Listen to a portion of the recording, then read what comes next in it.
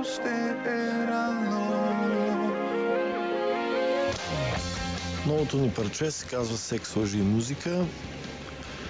Общо дело на групата и смятаме, че е най-доброто нещо, което от много време сме правили. Много от групите и музикантите винаги смятат, че последното им нещо е най-доброто или най-доброто предстои, обаче ние наистина много се кефиме на това парче. Всъщност и затова решихме да направим и най-готиното му видео. Най-готиното видео на групата до момента.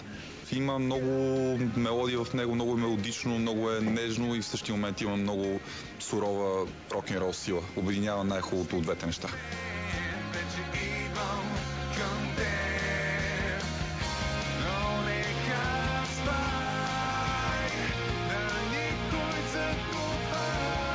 Казвам се Васил Лутев и съм нови бърбанист на Д2 и много се радвам да съм част от групата. Как се чувстваш в групата?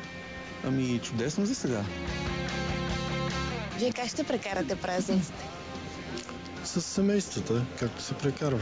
Празниците всеки ги обича, както всяка година се надяваме всички да са живи и здрави и с семейства и приятелите, най-близките хора. Какъв би бил най-хубавият ви подарък за Коледа? Ами това е. Правиме го. Днес, вечерта, за всички наши фенове и приятели. Ще бъдем много щастливи, ако парчето ни стигне до максимално много хора и максимално много хора го харесат. Това ще е нашето нещо. Аз дочух, че Митко при някакво условие щял да си обръсне брадата. Вярно ли е?